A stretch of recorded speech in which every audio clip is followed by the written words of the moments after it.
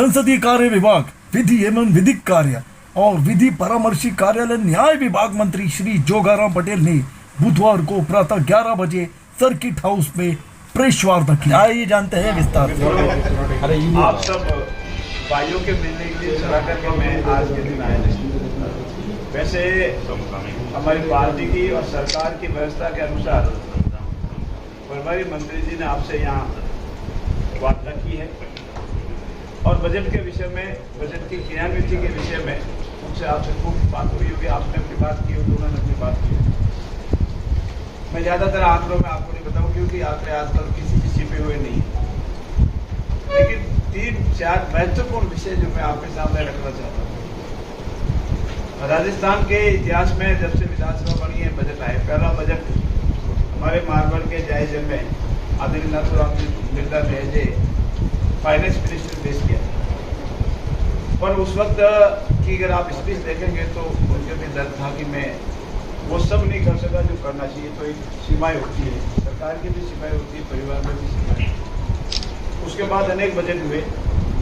23 वर्ष के उपरांत पहला मौका है फाइनेंस मिनिस्टर ने, और वो भी हमारी मातृशक्ति ने करीब 3 घंटे तक का बजट पेश किया। तो मातृशक्ति को हम जो महत्व देना चाहते हैं, हमारे पार्टी का जो महत्व है, उस वजह से एक आपके लिए मैं इम्पोर्टेंट बताता हूँ कि मातृशक्ति ने बजट पेश किया, फाइनेंस मिनिस्टर ने पेश किया। नहीं तो पिछले 20 सालों से फाइनेंस मिनिस्टर और सीएम एक ही हुआ, चाहे किसी भी राजनीतिक दल का सरकार रही हो। दूसरा, ये पहला मौका है जब बिना किसी तरह का कोई टैक्स लगाए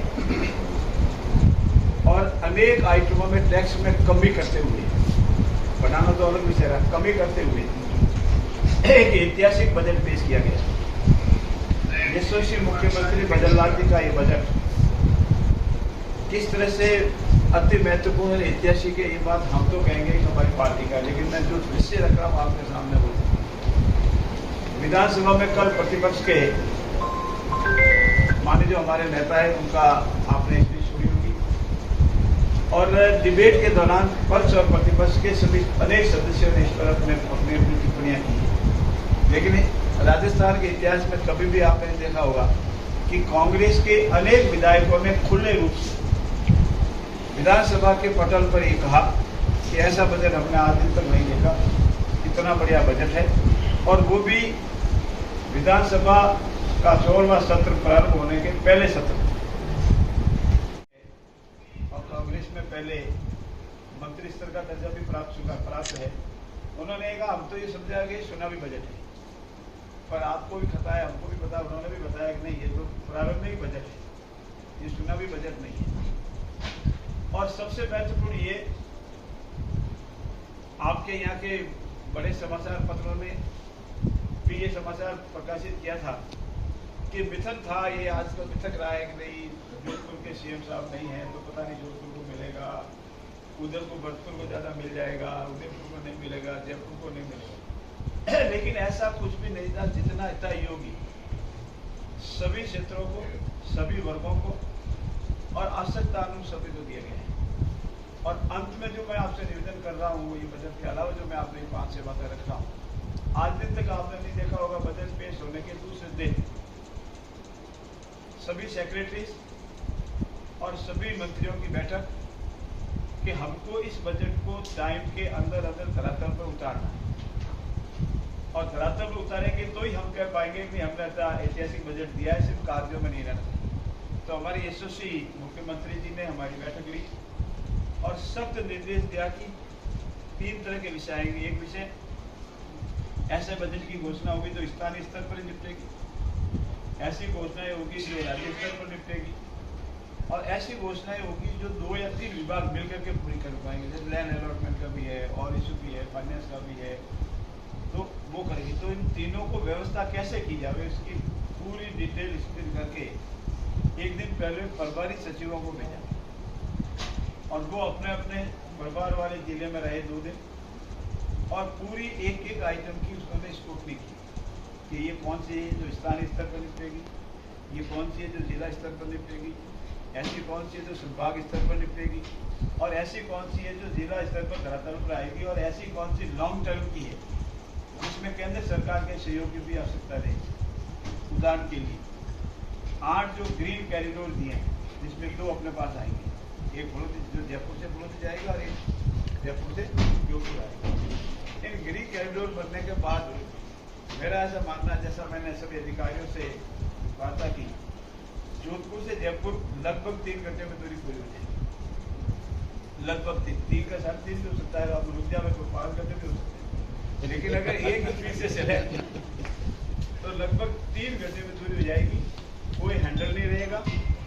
तो ऐसे जो है, इसके लिए केंद्र सरकार की जरूरत है। और इसकी आप कहेंगे कि इतना पैसा कभी मैं आपसे पूछने दूंगा, इतना वित्तीय बजट कहाँ से आएगा, वित्तीय प्रबंधन कैसे होगा, तो ये होते ही मुख्यमंत्री जी अपनी पूरी टीम को लेकर, विभाग की पूरी टीम, विभाग की पूरी टीम को लेकर के दिल्ली गए और उन्होंने केंद्रीय मंत्री आदरणीय गडकरी से निवेदन किया कि हमको आपके इसमें सहयोग की आवश्यकता रहेगी। और उन्होंने पूरा आश्वासन दिया है कि ग्रीन कॉरिडोर के जितने भी 8 आपने विषय लिए हैं या और विषय है, उसमें वो पूरा सहयोग करेंगे और जल्दी से जो तारीख तय होगी या जितना समय तय होगा उसके अंदर अंदर वो कार्य पूरे होंगे। और साथ ही साथ उसके ऊपर प्रभारी मंत्रियों को भी भेजा। हमारे यहाँ जोधपुर के प्रभारी मंत्री भी आपके पास आए होंगे, मुसाफिर हुए होंगे, मैं भी अपने प्रभाव जयपुर जिले में था। हमने सभी अधिकारियों के साथ बैठकर ही निश्चित किया कि ऐसी कौन सी योजनाएं जिसमें कितना समय लगेगा। और 15 दिन के उपरांत या 20 दिन के उपरांत वापिस हम सब प्रभारी मंत्री जाएंगे, कहेंगे कितनी कार्य योजनाएं। उदाहरण के लिए जोधपुर में लूणी विधानसभा क्षेत्र में 2 132 KVA के सेक्शन जमीन अलॉटमेंट की, एक का तो जमीन अलॉटमेंट का प्रस्ताव जा चुका है, एक में जमीन अलॉटमेंट होना संभव नहीं लग रहा है। तो जो हमारा एग्जिस्टिंग केसेस की जमीन है उसको बैठक कर रहा है, तो हमको वो निश्चित हमने उदाहरण के लिए बताया कि कार्रवाई प्रारंभ हो चुकी है। ऐसा नहीं कि जमीन अलॉटमेंट फाइल जाएगी, जैसे आपकी फाइल गई थी पड़ी थी वैसी वो जमीन का अलॉटमेंट हो, विषय हो। ये मुख्य मुद्दे थे इस बजट के जो विशेष प्रावधान कि बजट घोषणा करना संभव नहीं है और ये मात्र चुनावी स्टंट या जुमला नहीं है। हम इसको बड़ा कोशिश करके धरातल पर उतारें और हम चाहेंगे आपके सहयोग से, हमारे सभी साथियों के सहयोग से हम इन सारी योजनाओं को धरातल पर उतारें। और हमारा अंत में जो मेरा विशेष रूप से कहना ये था कि हमारा विजन है सिर्फ चुनाव जीतना नहीं, हमारा विजन है कि सन 2047 तक हमारा अमृत काल है। इस अमृत काल में हमारा राजस्थान किस तरह से विकसित और समृद्ध राजस्थान बने, क्योंकि आदरणीय नरेंद्र मोदी जी का सपना है कि हमारा देश, हमारा राष्ट्र, हमारा हिंदुस्तान बहुत समृद्ध और विकसित बने, अग्रणी राज्यों में, अग्रणी प्रदेशों में उसकी गिनती हो, विकसित राष्ट्रों में उसकी गिनती हो। तो उसके लिए राजस्थान का विकसित राजस्थान होना भी बहुत जरूरी है। और इसीलिए हमारा ये रोड मैप है कि 2047 तक हमारा राजस्थान प्रदेश हिंदुस्तान के जितने भी प्रदेश है उन प्रदेशों में अग्रणी विकसित प्रदेश बने। और ये लगे कि सरकारें सिर्फ राजनीतिक सत्ता प्राप्ति के लिए नहीं होती है, सरकारें बनती है जनता की सेवा। और निश्चित रूप से कार्य योजना के तहत एक रोड मैप बना करके हम भी कार्य करेंगे। कल के भी आपने हमारे वित्त मंत्री जी की स्पीच सुनी होगी बजट रिप्लाई में, उसमें एक विषय जो मैं आपके सामने रखना चाहता हूँ, बाकी तो सारी घोषणाएं की, ये बढ़ेंगे, अस्पताल ऑपरेशन होगा जो होगा। एक विषय जो महत्वपूर्ण था, हमारी जितनी भी ट्रांसमिशन लाइनें लगती है, बड़ी बड़ी बिजली की जो लाइनें जाती है, बड़ी 400 kV का है, 700 kV का है, 120 kV, 132 kV का है, तो उसमें हमेशा ये विवाद रहता है जो पोल के नीचे जमीन जाती है उसका पैसा नहीं मिलता। तो ट्रांसमिशन लाइन लगती है, उसके नीचे जो जमीन दबती है या काश्तकार को मन में डर रहता है कभी क्या हो जाए, उसके पैसे नहीं मिलते। तो हमने इसकी कई दिनों से ज़्यादा स्टडी करवाई, अलग अलग प्रदेशों में अलग अलग है। तो कल ये बजट की घोषणा हुई है कि उस पिलर के नीचे 1 मीटर की परिधि और बाहर बांध के उस पिलर के नीचे जितनी जमीन जाएगी, जो डीएलसी दर से जो पैसे पहले देता उसके डबल भाव से वो कंपनी, जो भी कंपनी है वो पैसे देगी। और ट्रांसमिशन लाइन के नीचे जितनी भी ट्रांसमिशन लाइन है उसके नीचे भी जमीन जा रही, उसका भी वो कंपनी पैसे देगी। एक दूसरा और सबसे महत्वपूर्ण, राजस्थान के लिए अति महत्वपूर्ण निर्णय है कि हमारे जितनी भी योजनाएं थी उसमें पीडब्ल्यूडी डिपार्टमेंट आज तक 2001 की जनगणना को आधार मानकर रोड सैंक्शन होती थी रेवेन्यू विलेज को जोड़ने। हमारा भी बार बार था कि साहब 2011 की जनगणना आ गई तो 2011 की जनगणना को आधार मानकर के अपने बजटीय घोषणा में घोषणा करती है कि 2011 की जनगणना के आधार पर जितने भी राजस्थान के हमारे रेवेन्यू विलेज हैं वो जो रोडों से नहीं जुड़े हैं वो सब के सब रोडों से जुड़े। एक जीएसएस आपके 2 पहले आए, 3 पहले आगे थे, एक जीएसएस कल और आया है जो जिले की परिधि के हिसाब से गिने और भी कई घोषणाएं आप कह तो मिलता हूँ मेरे हिसाब से कि वो आपको संशय थे। मुझे स्पष्ट रूप से यही निवेदन आपसे करना था कि ये बजट सिर्फ बजट नहीं है, मात्र घोषणाएं नहीं है, मात्र जुमला नहीं है, चुनावी बजट नहीं है, सबसे पहला बजट है।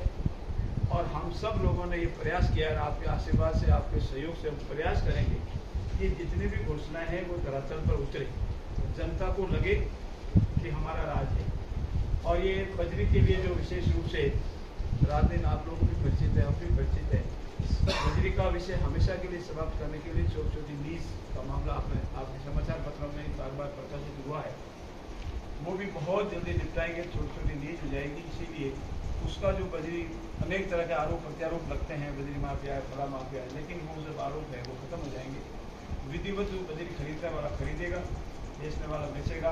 और मुझे पूर्ण विश्वास है कि बजरी के भाव भी बहुत कम आएंगे और इस संबंध में लॉ एंड ऑर्डर की जो बार बार प्रॉब्लम होती है वो प्रॉब्लम भी नहीं। प्रश्न है आपका, हमारे प्रतिपक्ष के अनेक साथियों ने कहा कि आपको इतनी क्या जल्दी थी कि केंद्र के बजट से पहले आपने बजट पेश कर दिया। आपकी भी कहीं न कहीं इस प्रश्न के पीछे भावना है कि आपको इतनी क्या जल्दी थी कि आपने केंद्र के बजट से पहले ही बजट पेश कर दिया। ये कि हमारा वित्तीय प्रबंधन 31 जुलाई 2024 तक ही है। हमने जो रेखा अनुदान पारित किए थे वो जुलाई 2024 तक ही थे। जुलाई 2000 के बाद हमारा वित्त प्रबंधन तो ऐसा हो नहीं सकता, उससे पहले बजट लाना बहुत जरूरी है। जहाँ तक केंद्र का प्रश्न है उनका 31 अगस्त तक का लेखानुदान और दूसरा ऐसा कोई नियम नहीं है कि उनके बजट का हम इंतजार करें। अब हमारा बजट आ गया है, उस बजट में हमने केंद्र के बजट पर आधारित कोई योजना नहीं है, लेकिन फिर भी बड़ी बड़ी योजनाएं जो है हमें पूर्ण विश्वास है इससे अधिक ही मिलना है।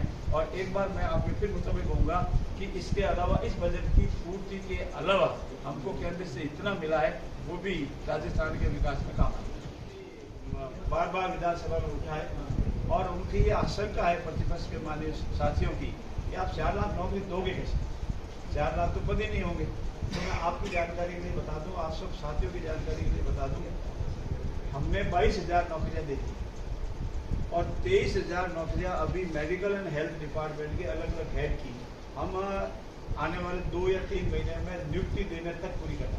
तो कितनी होगी? 50,000। और इस साल का हमारा टारगेट है 1 लाख का टारगेट है। 50,000 तो पूरी होगी। सारे डिपार्टमेंट का हमने पहले से ही रोड मैप बना लिया है कि आने वाले जुलाई एंड तक कौन रिटायर होगा, आने वाले अगस्त तक कौन रिटायर होगा, आने वाले 3 जगह होगा और किन किन विभागों में इतने सालों से भर्तियाँ नहीं हुई, पद अनेक पद जैसे पीडब्ल्यूडी में आज तक नहीं हुई, पीएचडी में नहीं हुई, या ऐसे अनेक विभाग हैं जिनकी रिक्वायरमेंट हम सब ने ले ली कि वो कहते हैं हमको इतने पद और चाहिए। तो वो सारा कैलकुलेशन करके, हिसाब तोड़ करके, माध्यम वाला पूरा हिसाब करके हमें कैलकुलेट किया है कि 4 लाख की नौकरियां हम 5 वर्ष के अंदर अंदर राजस्थान में हमारे बेरोजगार युवाओं को देंगे। और उसके अलावा जो हमने घोषणा की है विभिन्न प्राइवेट सेक्टर में भी अवसर, रोजगार के अवसर उपलब्ध कराएंगे, वो अलग है और ये 4 लाख अलग है।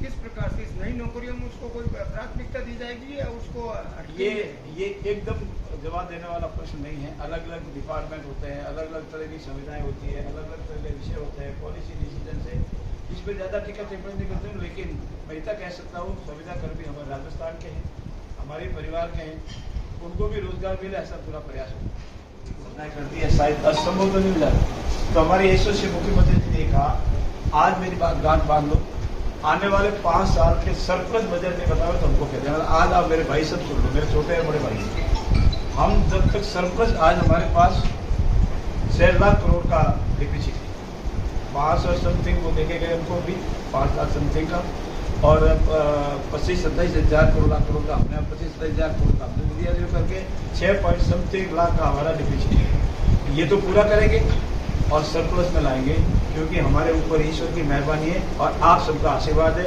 इसलिए राजस्थान में जो मिसिंग होता था पैसा, गलत जगह जाता था पैसा, जुबली घोषणाओं में जाता था, मोबाइल में जाता था, वो कहीं नहीं जाएगा। विकास में पैसा जाएगा और पैसा राजस्थान सरप्लस के लिए बजट पेश करने वाला राजस्थान का राज्य। अभिनंदन है, हार्दिक स्वागत और अभिनंदन करना चाहूँगा राज्य सरकार में कैबिनेट मंत्री और मिनिस्टर आदरणीय जोगेराम जी पटेल का।